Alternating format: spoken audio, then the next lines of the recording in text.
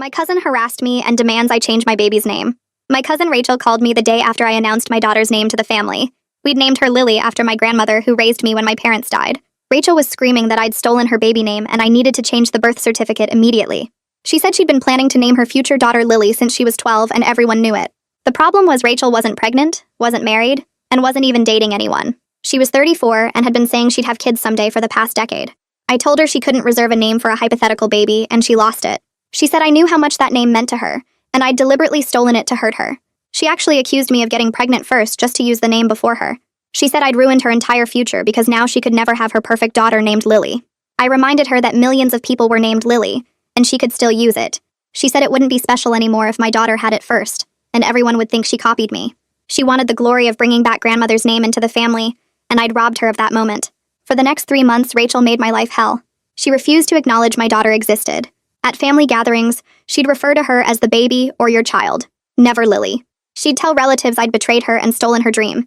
She actually made a PowerPoint presentation for Thanksgiving, showing all the times she'd mentioned wanting to name her daughter Lily, including diary entries from middle school and text messages to friends. She presented this to the entire family while my 3-month-old slept in my arms.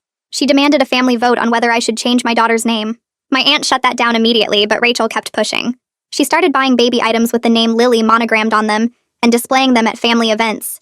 She'd hold up a blanket saying this was for her future real Lily, the one who deserved the name. She'd post old photos of our grandmother with captions about how grandmother would be devastated that the wrong granddaughter got to honor her. She actually called my daughter's daycare and tried to get them to call her by her middle name instead, saying there was a family dispute about the first name. The daycare had to ban her from the property. Rachel then started telling everyone she was trying to get pregnant through IVF, so she could have her Lily. She wasn't doing IVF, she just wanted sympathy, and to make me look like I'd forced her into desperate measures. She created a fake fundraising page for her fertility journey that she shared everywhere talking about how she needed to have her Lily to heal from family betrayal. She raised $2,000 from distant relatives and friends before anyone realized she wasn't even seeing a fertility doctor. The money went to buying more monogrammed Lily items that she'd photograph and post online. Here's where it gets interesting. Rachel's ex-boyfriend from college reached out to me after seeing her posts about the name drama. He told me Rachel had pulled this exact same thing with his sister 8 years ago. His sister named her son Oliver, and Rachel had a meltdown claiming she'd always planned to use that name. She'd harassed the sister for months until they had to threaten a restraining order. He had emails and texts from that incident that were word-for-word identical to what she was sending me. Turns out Rachel had a pattern of claiming ownership over names whenever anyone in her orbit had a baby. I invited Rachel over to discuss the situation calmly. She arrived with a list of demands including that I legally change Lily's name, pay her back for the emotional distress, and sign a document saying I'd never speak about this to future family members. I told her I had a compromise. I'd found a lawyer who specialized in unusual cases, and we could establish legal name rights for the family. She could officially register her claim to specific names for future children, and no one could use them. Rachel was thrilled and immediately started listing not just Lily, but 12 other names she wanted to reserve. I gave her the lawyer's contact information and said he was expecting her call. The lawyer was actually my friend's husband who agreed to play along. He met with Rachel and had her sign multiple documents claiming exclusive rights to various names. He told her the filing fee would be $8,000 to make it legally binding across all states. Rachel paid it immediately using the rest of her fake fundraising money plus her savings. She posted everywhere that she'd legally secured her baby names, and no one could steal from her again. Of course, there's no such thing as legal name rights. The money was gone and Rachel thought she'd won something real. I sat at my kitchen table the next morning with my laptop open and Lily sleeping in her bassinet next to me. Evan had sent me everything in 3 separate emails, each one packed with screenshots and forwarded messages from 8 years ago. I opened the first email and started reading through what Rachel had sent to his sister back then. The words made my stomach drop. She'd used almost the exact same phrases about stolen dreams and family betrayal. She'd accused Virginia of deliberately getting pregnant to use the name Oliver first.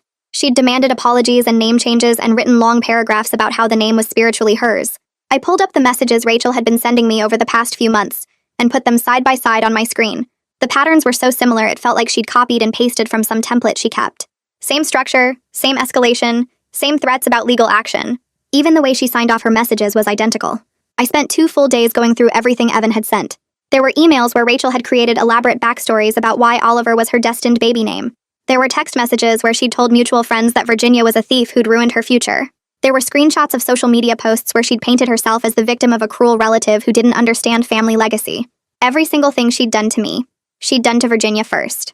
I found Evan's phone number in one of his emails and called him. He answered on the second ring, and I asked if his sister would be willing to talk to me directly. He said Virginia had been following my situation online after he told her about it, and she'd been hoping I'd reach out. He gave me her contact information and told me to mention his name, so she'd know it was safe to talk.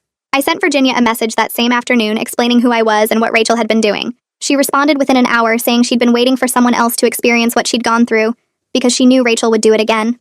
We set up a video call for that evening after Lily went to bed. Virginia looked tired even through the screen. She told me she'd spent 6 months dealing with Rachel's harassment after her son was born. Rachel had shown up at her house unannounced multiple times. She'd called Virginia's workplace claiming there was a family emergency just to get her on the phone. She'd sent gifts for the baby with notes about how the wrong child was using a sacred family name. Virginia said the worst part was how Rachel made everything sound reasonable when she explained it to other people. She'd frame it as a simple misunderstanding about family traditions, not the obsessive harassment it actually was. Virginia and her husband had finally threatened to file a restraining order, and suddenly Rachel backed off completely. She'd never apologized or acknowledged that her behavior was wrong. She'd just moved on like nothing had happened and started focusing on something else. Virginia warned me that Rachel had a pattern of fixating on things until she either got what she wanted or faced serious legal consequences. She said family intervention wouldn't work because Rachel was too good at playing the victim. The next day, Virginia sent me copies of every message Rachel had sent her. I downloaded them all and created a document comparing Rachel's messages to Virginia with the messages she'd been sending me. I organized them by theme so the similarities were impossible to miss. Accusations of theft, demands for apologies, threats about legal action, claims about spiritual connections to names. The wording was sometimes identical down to specific phrases. I showed everything to my husband that night after dinner. We sat on the couch with my laptop between us, and I walked him through the whole timeline. He'd known Rachel was being difficult, but he hadn't realized how calculated and repetitive her behavior was. He looked at the side-by-side comparisons and asked if I thought Rachel had some kind of mental health issue that made her do this. I said I didn't know, but that it didn't change the fact that she was harassing us and had harassed other people the same way. We talked for over an hour about what to do next. He wanted to pursue a restraining order immediately. I was worried that would just give Rachel more ammunition to claim she was persecuted. He pointed out that my stress levels were affecting how I was bonding with Lily, and that I'd barely slept in weeks. He said we needed to protect our family first, and worry about Rachel's narrative second. My phone rang 2 days later while I was feeding Lily. It was my Aunt Madeline calling to check on me. She said she'd heard about the incident at the daycare where Rachel had been banned from the property. She asked if I was okay, and if there was anything she could do to help. I put her on speaker and told her everything while I burped Lily. I explained about Evan and Virginia and the 8-year pattern. I told her about the identical messages and the repeated behavior. Madeline was quiet for a long time after I finished. Then she said something that surprised me. She told me the family had been enabling Rachel's behavior for years by treating it as harmless weirdness. She said Rachel had always been intense about things, but that intensity had gotten worse as she'd gotten older, and everyone had just learned to work around it instead of addressing it. Madeline admitted she was genuinely worried about Rachel's mental state now. She said this situation with the baby name had pushed Rachel further than she'd ever gone before, and that the family needed to stop pretending it was just Rachel being Rachel. I asked Madeline if she knew about any other times Rachel had done something similar. She hesitated and then told me about an incident 5 years ago. A family friend had named her son after Rachel's grandfather, and Rachel had completely lost it. She'd made similar accusations about theft and betrayal. She'd demanded the friend change the baby's name, and had caused problems at family gatherings for months. The situation had only died down because the friend lived in another state, and eventually just stopped coming to family events. Madeline said the family had basically waited for Rachel to move on to something else, and she eventually had. Nobody had ever confronted her about the pattern or tried to get her help. They'd just avoided the topic and hoped each incident would be the last one. I realized something after talking to Madeline. If I confronted Rachel directly or got a restraining order, I'd just become another villain in her story. She'd find new ways to insert herself into the narrative as the victim. She'd tell everyone I'd persecuted her for having feelings about a family name. She'd make herself the center of attention by being the wronged party instead of the person causing harm. I needed a different approach that would expose her pattern without making me look cruel or vindictive. I started documenting everything the next day. I took screenshots of every social media post Rachel had made about the name situation. I saved copies of her fake fundraising campaign with all the false claims about IVF treatments. I wrote down witness statements from family members who'd seen her behavior at gatherings. I got a copy of the ban notice from the daycare with their documentation of her phone call. I created a file folder on my computer with everything organized by date and category. I was building a clear record of harassment that showed an undeniable pattern. Every piece of evidence pointed to the same conclusion that Rachel had been systematically trying to control and manipulate me through intimidation and public pressure. Rachel posted a new update on social media 3 days later. She'd written a long post about her upcoming IVF consultation and how excited she was to finally start her journey to motherhood. She'd included photos of what she claimed was the fertility clinic she'd visited for her initial appointment. The photos showed a modern medical office with plants in the waiting room and educational posters on the walls. She'd written detailed captions about her consultation and how supportive the staff had been. I looked at the photos and something felt wrong about them. They looked too generic, too perfect. I saved the images to my computer and ran them through a reverse image search. The results came back immediately. The photos were stock images from a medical supply website. Rachel hadn't visited any clinic. She'd downloaded generic photos of medical offices and posted them as if they were real. She was still lying about the IVF treatments, and now she was creating fake evidence to support her lies. I took screenshots of the reverse image search results showing where the photos actually came from. I saved everything to my evidence folder. I sat with that information for a full day trying to decide what to do with it. Then I started sending private messages to certain family members. I didn't make a big announcement or try to publicly shame Rachel. I just quietly shared the evidence of the fake clinic photos with people I knew would take it seriously. I sent it to Madeline first with a message saying I wasn't trying to start drama, but that I thought she should know Rachel was fabricating evidence about her fertility journey. I sent it to two of my uncles who'd been sympathetic to Rachel's story. I sent it to my cousin who donated money to Rachel's fake fundraising campaign. I included the original photos from Rachel's post and the reverse image search results showing they were stock images.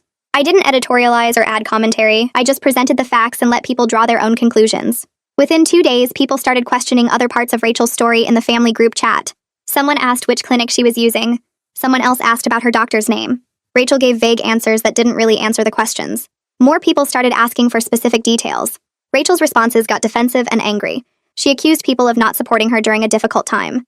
But the seeds of doubt had been planted, and people were starting to see the cracks in her narrative. I spent the next few days watching Rachel's credibility crumble in the family group chat. More people asked questions about her fertility treatments. She gave answers that didn't match up with how IVF actually worked. Someone asked about her medication schedule, and she said something about daily injections that made no sense medically. Another cousin who'd actually done IVF pointed out that Rachel's timeline was completely wrong. The consultations didn't work that way. The procedures took months of preparation. Rachel got defensive and said every clinic was different. She accused people of not supporting her during a hard time.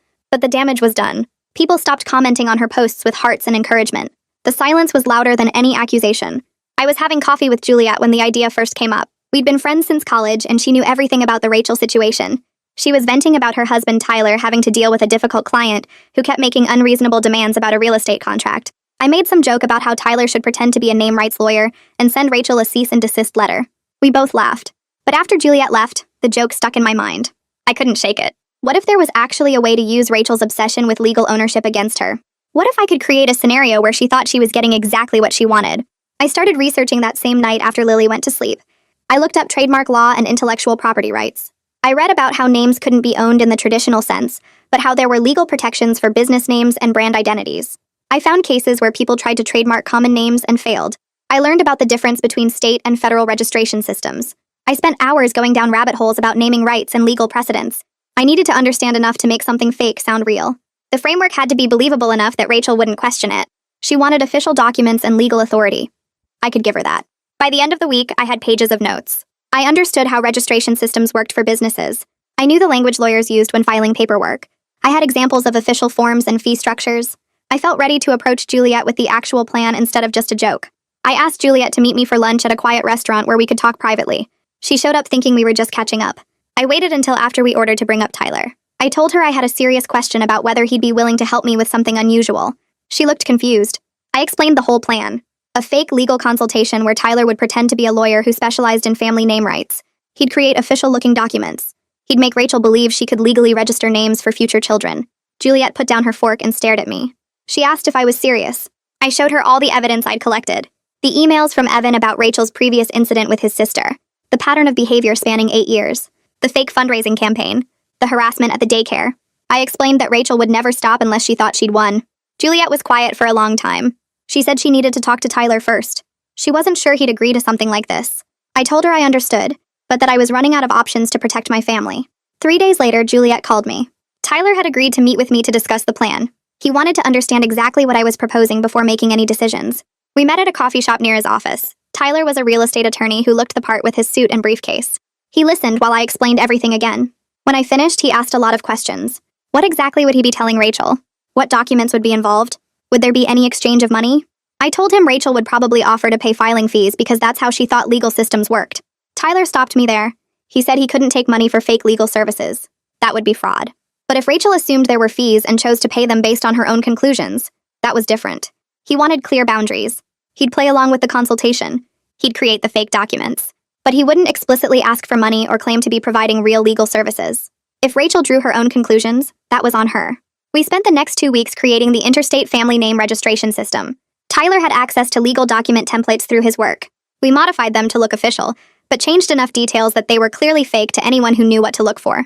We created a multi-page application form asking for proof of emotional connection to each name.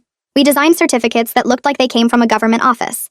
We wrote up an explanation about protecting family naming traditions across state lines. The whole thing sounded ridiculous when you said it out loud. But on paper, with the right legal language and official formatting, it looked almost believable. Tyler said the key was making it complicated enough that Rachel would think it was real, but obvious enough that she should question it.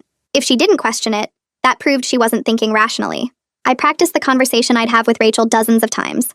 I stood in front of my bathroom mirror and rehearsed different ways to bring up the lawyer solution. I needed her to think it was her idea. I couldn't push too hard or she'd get suspicious. I had to let her come to the conclusion that legal registration was the answer to all her problems. I anticipated every demand she might make. Name change, public apology, financial compensation, signed agreements. I prepared responses that would redirect her toward the lawyer option without making it obvious. Rachel posted another IVF update a few days later. This time she'd included photos of medication boxes that she claimed were her fertility drugs. I ran the images through a reverse search and found them on a medical supply website. She was still using stock photos. Several family members commented asking specific questions about her doctor and clinic. Rachel's answers got vaguer. She said she wanted privacy about her medical details. Someone pointed out that she'd been sharing details constantly for weeks. Why the sudden need for privacy? Rachel doubled down. She posted a long rant about people not supporting her journey. She said the negativity was affecting her treatment success. She needed positive energy from the family. The comments section filled up with awkward silence. I called Rachel that afternoon. I told her I wanted to talk about finding a peaceful way forward. She answered on the first ring. She launched immediately into her demands. She wanted me to legally change Lily's name. She wanted a public apology posted on social media. She wanted me to pay her $3,000 for emotional distress. She wanted a signed document saying I'd never discuss this situation with future family members. She went on for 10 minutes without letting me speak. I let her talk herself out. When she finally paused, I told her I'd been thinking about her concerns. I said I understood she felt her rights had been violated. She jumped on that word. Rights. She said exactly. She had rights to that name. I agreed that she felt strongly about protecting names.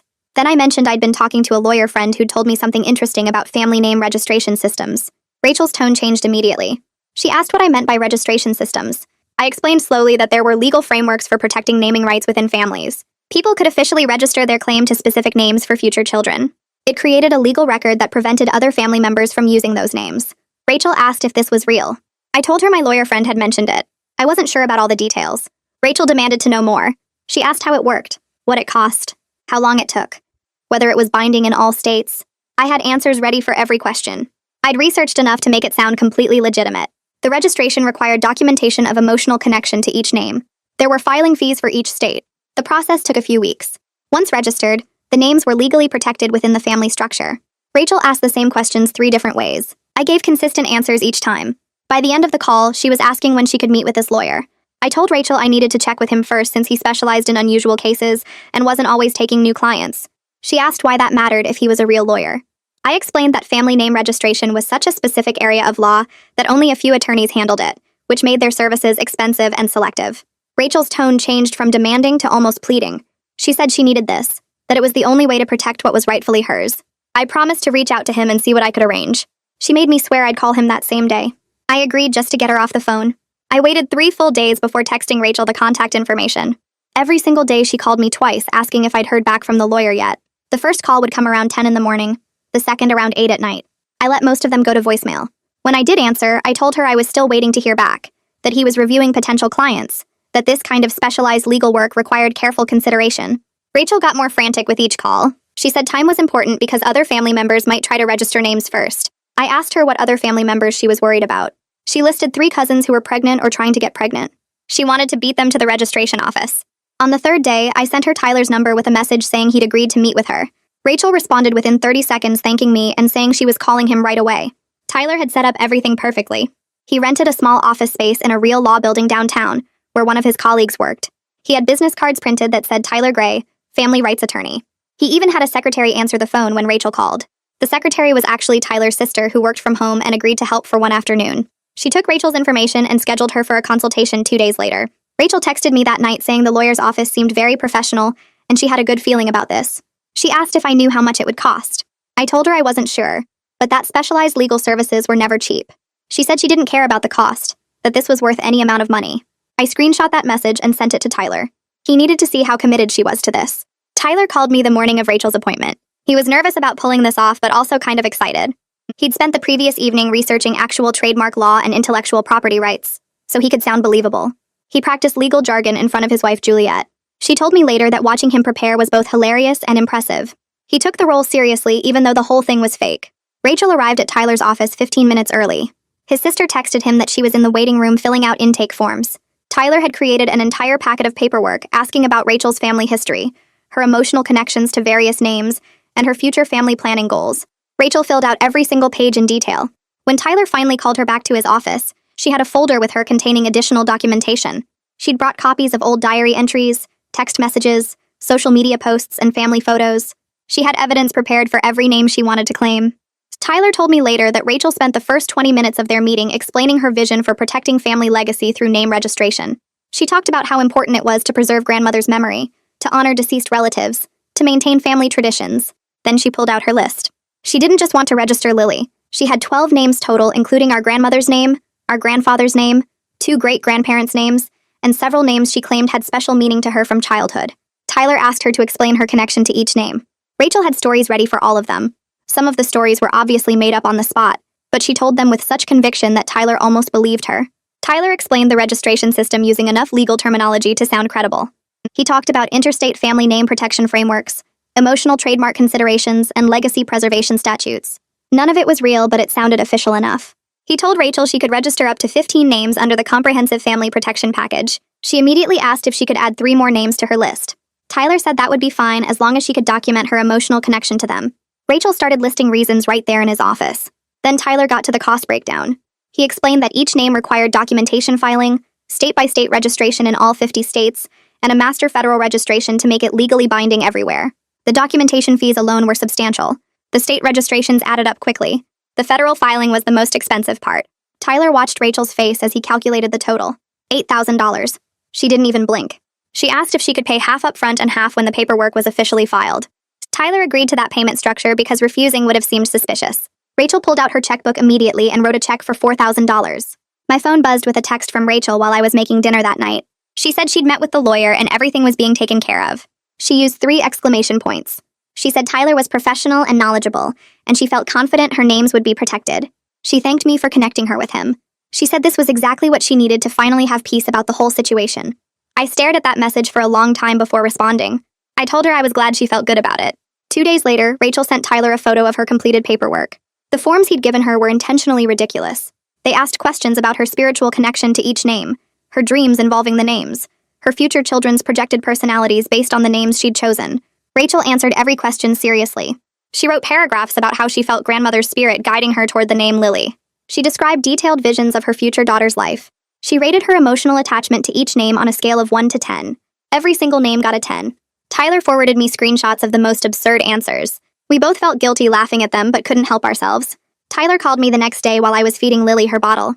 He told me Rachel had spent almost 2 hours in his office that morning, filling out every single form with intense focus. She wrote detailed paragraphs explaining her connection to each name on her list.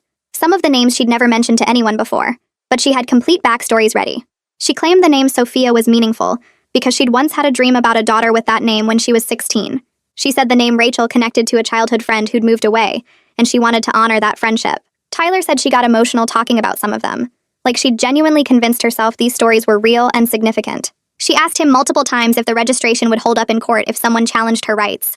Tyler assured her the documentation was thorough and legally binding in all 50 states.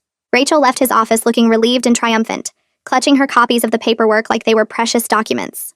3 days later, Rachel posted on Facebook about taking important legal steps to protect her family legacy. She didn't give specifics, but the tone was clear.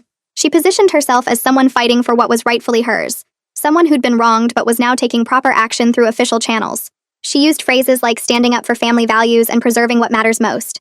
Several cousins commented asking what she meant. Rachel responded vaguely, saying some family members would understand and others would learn in time. My Aunt Madeline commented asking if everything was okay. Rachel replied that she was finally getting the respect and protection she deserved. I read through the comments feeling a weird mix of satisfaction and unease. The plan was working exactly as intended, but seeing her public declarations made it feel more real and more wrong at the same time. 2 weeks passed before Rachel scheduled her final appointment with Tyler. She'd saved up the remaining $4,000 by selling some jewelry and taking money from her savings account. Tyler met with her again and presented official-looking certificates for each of her registered names. He'd printed them on heavy cardstock with fake seals and signatures that looked completely legitimate. Each certificate listed the name, Rachel's information, and a registration number that appeared official. Rachel held each one carefully, reading through the text multiple times. She asked Tyler how long the registration would last, and he told her it was permanent unless she chose to transfer or cancel it. She thanked him repeatedly, saying he'd given her peace of mind she hadn't felt in months. Tyler felt guilty watching her pay the final amount, but he kept his professional demeanor throughout the meeting. After she left, he texted me saying he hoped we knew what we were doing. Rachel posted photos of her framed certificates the same evening.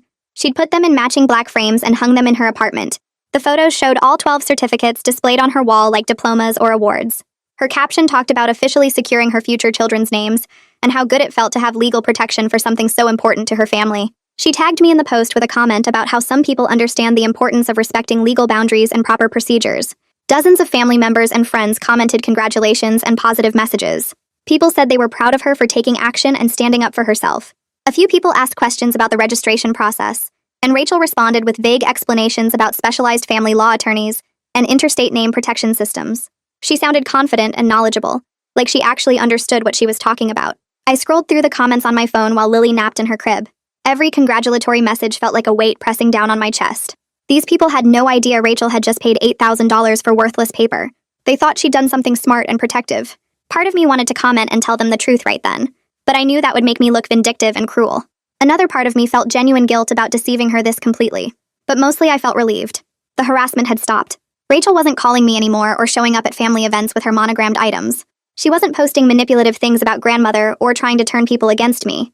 The constant stress that had been affecting my ability to enjoy time with my daughter was finally gone. I told myself the ends justified the means, even though I wasn't entirely convinced. Rachel's entire attitude toward me and Lily shifted within days. At a family barbecue that weekend, she actually acknowledged Lily by name for the first time since I'd announced it. She walked up to me while I was changing Lily's diaper and said she was a beautiful baby. She asked how old Lily was now and made normal small talk about baby milestones.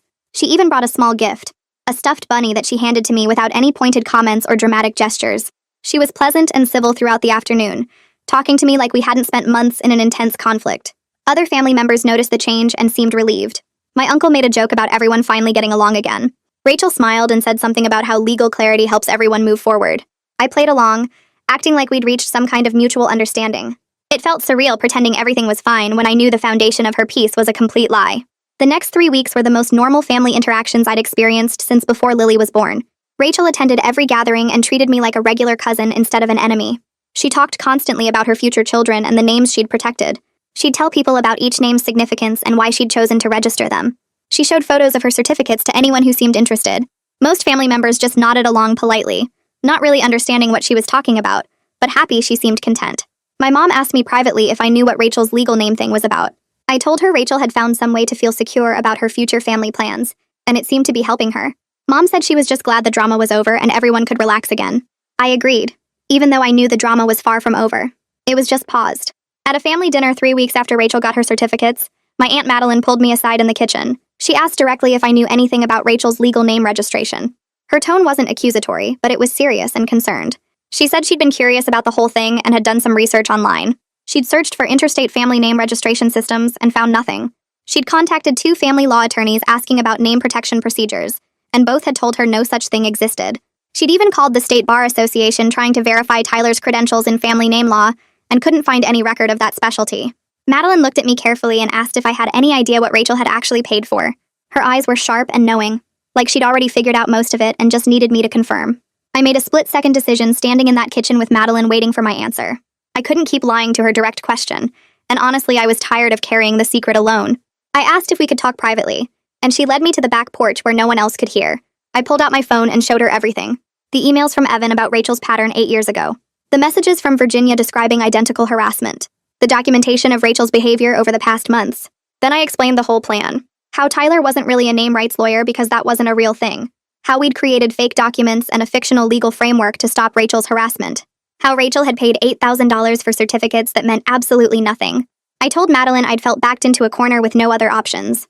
Rachel wouldn't stop. The family wasn't taking it seriously, and I needed to protect my daughter from the constant stress and drama. I admitted I knew it was deceptive and probably wrong, but I didn't know what else to do. Madeline stood completely still while I talked, her expression unreadable. When I finished, she was silent for what felt like forever, but was probably only 30 seconds. Then she asked how much Rachel had paid total. When I said $8,000, she closed her eyes and shook her head slowly. She pressed her fingers against her temples like she had a headache coming on. She opened her eyes and looked at me with an expression I couldn't quite read. It wasn't anger exactly, but it wasn't understanding either. She asked if I'd thought about what would happen when Rachel eventually found out the truth. I admitted I hadn't planned that far ahead.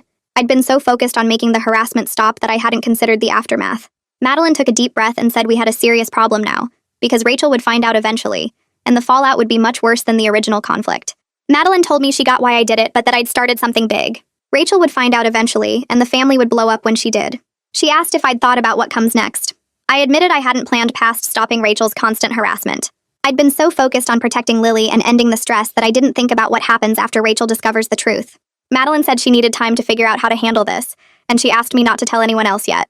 She was worried about Rachel's mental state when she finds out, and she wanted to have a plan ready before that happened. I agreed to keep quiet and went home feeling like the weight had shifted but not disappeared. 2 days later, Rachel's father, Aaron, called me. He said he was helping Rachel with some paperwork and noticed the law firm doesn't show up in any state bar association databases. My stomach dropped. I told Aaron I needed to talk to him in person, and we arranged to meet at a coffee shop the next morning. I barely slept that night, going over what I'd say and how I'd explain it. When I walked into the coffee shop, Aaron was already there with a folder in front of him. He looked tired and confused, not angry yet. I sat down and pulled out my phone. I showed him everything. The emails from Evan about Rachel doing this exact same thing 8 years ago with his sister Virginia.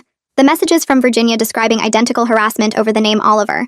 The documentation of Rachel calling Lily's daycare. The fake fundraising campaign where she raised $2,000 claiming she needed IVF. Then I explained the fake lawyer plan. I told him about Tyler agreeing to play along, about the made-up interstate family name registration system, about the $8,000 Rachel paid for certificates that mean nothing. I explained that I felt backed into a corner with no other options. Rachel wouldn't stop. The family wasn't taking it seriously, and I needed to protect my daughter from the constant drama. Aaron sat completely still while I talked. When I finished, he asked how much Rachel had paid total. I said $8,000. He closed his eyes and pressed his fingers against his temples. He opened them and looked at me with an expression that was part anger, part sadness. He said he knew Rachel had problems, but didn't realize how serious her patterns were. He was mad at me for the deception, but also mad at himself for letting Rachel's behavior go on so long without getting her real help. He admitted the family had been enabling her for years by treating her issues as quirks instead of problems. Aaron said he needed to tell Rachel the truth himself before she found out another way. He asked me to give him a few days to figure out how to approach it, and to prepare for her reaction. I agreed. 3 days later, Aaron called Rachel over to his house and told her everything. My phone rang 20 minutes later. Rachel was screaming so loud I had to hold the phone away from my ear. She called me a liar and a thief who stole her money on top of stealing her name. She said I'd ruined her life twice now and she'd never forgive me. She threatened to sue me for fraud. I stayed calm and told her she was welcome to try, but that would require explaining to a court why she thought she could legally own common names that millions of people already have. I also mentioned I had documentation of her harassment, including the fake fundraising campaign where she took money from relatives under false pretenses. Rachel went quiet for a second, then hung up on me. The family group chat exploded within an hour of Aaron telling Rachel the truth. My phone buzzed constantly with messages from relatives taking sides. My uncle posted that I'd gone too far and hurt someone who clearly needed help instead of tricks. My younger cousin wrote that Rachel had this coming after years of making everyone walk on eggshells around her feelings. Madeline stayed quiet in the chat, but called me privately that evening. She asked how I was holding up and whether I'd thought about what happens at the next family gathering. I hadn't thought that far ahead because I was still processing Rachel's threats and the anger in her voice. The messages kept coming for 3 days straight. Some relatives defended me by pointing out Rachel's harassment and the fake fundraising scam. Others said I should have gone to the family for help instead of setting up an elaborate con. A few people tried to play peacemaker and suggested we all take a break from discussing it until emotions cooled down. Rachel posted on social media that night with a long explanation about being betrayed by family. She claimed I'd orchestrated everything because I was jealous of her close relationship with our grandmother. She said the fake lawyer proved I was willing to lie and manipulate to hurt her. The post got dozens of comments from her friends who didn't know the full story. They rallied around her and called me terrible names. Then she posted screenshots of the certificates Tyler had given her, pointing out details that should have tipped her off that they were fake. She was trying to show she wasn't stupid for falling for it while also painting herself as the victim. By the second day, people who'd donated to her IVF fundraiser started commenting on her posts asking for their money back. Someone found the original stock photos she'd used from the fertility clinic and posted comparison images. Rachel deleted those posts within an hour, but people had already taken screenshots. Her narrative was falling apart in real time as more people questioned her version of events. She made her accounts private, but the damage was done. Relatives who'd been sympathetic to her started asking questions about the fundraising money and whether she'd really planned to use it for IVF. Madeline called me on the 4th day and said she was organizing a family meeting to discuss everything. She specifically said Rachel wouldn't be invited because we needed to talk openly about the situation and figure out next steps. I asked if I had to come and she said yes, that avoiding it would make things worse. The meeting happened at Madeline's house on Sunday afternoon. 15 relatives showed up, which was more than I expected. Aaron was there looking exhausted. My uncle, who'd defended Rachel in the group chat, sat in the corner with his arms crossed. Madeline started by saying we needed to address two separate issues. First was Rachel's pattern of behavior and harassment. Second was my response and whether it crossed a line. The conversation got heated immediately. My aunt said Rachel obviously had mental health problems, and I'd taken advantage of that instead of helping her get treatment. I pointed out that I'd tried talking to Rachel multiple times, and the family had done nothing while she called my daughter's daycare and ran a fake fundraising scam. Aaron spoke up and admitted he'd enabled Rachel's behavior for years by making excuses and hoping she'd grow out of it. He said he felt guilty for not taking it seriously until it escalated this far. My uncle argued that didn't excuse what I did, that tricking someone into paying $8,000 for fake legal documents was fraud regardless of Rachel's behavior. Tyler's name came up and people asked if he could get in trouble legally. Someone pointed out that Rachel had committed fraud first with the IVF fundraising, and that she'd be opening herself up to serious consequences if she tried to sue anyone. The argument went in circles for over an hour. Some people thought I should return all of Rachel's money. Others thought she should face consequences for her actions, and that giving the money back would just enable her more. Madeline finally interrupted and asked what I wanted to do. I said I'd been thinking about it and I was willing to return half the money as a way to move forward. I didn't think I owed Rachel anything legally, but I wanted the family drama to end. I also said Tyler had agreed to return his half, which would total $4,000 going back to Rachel. My uncle shook his head and said that wasn't enough, that I needed to return all of it and apologize. But Madeline cut him off and said it was a fair compromise given everything Rachel had done. She asked if anyone else had thoughts, and most people stayed quiet. Aaron said he'd accept the money on Rachel's behalf. Then he told everyone that Rachel had started seeing a therapist 2 days ago to work through her patterns of obsessive behavior. He apologized for not taking her problems seriously sooner and for letting it get to this point. He looked directly at me when he said he understood why I felt backed into a corner with no other options. The meeting ended without any real resolution, but at least people had said what they needed to say. I wrote a check for $4,000 and gave it to Aaron before leaving. He folded it and put it in his wallet without looking at it. Over the next 2 months, Rachel didn't come to any family gatherings. I heard through various relatives that she was still in therapy and working on herself. My mom's cousin mentioned seeing Rachel at the grocery store and said she seemed calmer, less frantic than usual. Another relative said Rachel had acknowledged to her therapist that her behavior toward me had been wrong and harmful. I didn't know if that was true or just what people wanted to believe. The family dynamic shifted in ways I hadn't expected. Some relatives were warmer to me now, like they respected that I'd stood up for myself and my daughter. They'd stop me at gatherings to ask how Lily was doing and actually seemed interested in the answer. Other relatives became distant, uncomfortable with the whole situation even if they understood why I did what I did. They'd give me polite smiles but avoid real conversation. Holiday gatherings felt different, quieter somehow, like everyone was being careful not to bring up anything controversial. 6 weeks after the family meeting, Aaron stopped by my house with an envelope. He said it was from Rachel and that she'd asked him to deliver it. I opened it after he left and found a handwritten letter on plain notebook paper. Rachel didn't apologize exactly, but she wrote that she recognized she'd made my life difficult and that she understood why I felt I had to take extreme measures. She said her therapist was helping her see patterns in her behavior that she hadn't recognized before. The last paragraph asked that we stay away from each other at family events, that we both needed space to move forward. I texted Aaron that I agreed to the distance arrangement. For the next several months, we managed to avoid each other successfully. If we ended up at the same gathering, I'd stay in one room while she stayed in another. A few times we crossed paths in hallways or doorways, and we'd nod politely but say nothing. It was cold and awkward, but better than the alternative. My birthday came and went without any drama. Thanksgiving happened, and Rachel sat at the opposite end of the table. Christmas rolled around, and by then Lily was 10 months old, pulling herself up on furniture and babbling constantly. The family Christmas party was at Madeline's house again. I sat on the floor with Lily while she played with a set of stacking cups. She'd knock them over and laugh, then look at me to stack them again. My aunt came over and watched for a minute before saying Lily had grandmother's eyes and smile. 2 other relatives commented on it throughout the evening, how much Lily resembled the grandmother we'd all loved.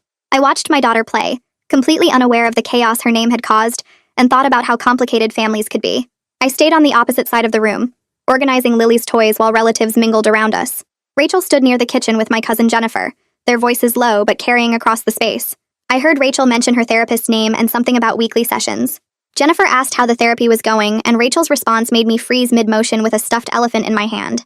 She said her therapist helped her understand that she'd been trying to control family legacy because she felt invisible in the family structure. She explained that watching me become a mother and honor grandmother's memory made her realize she had no clear role or identity within our family anymore.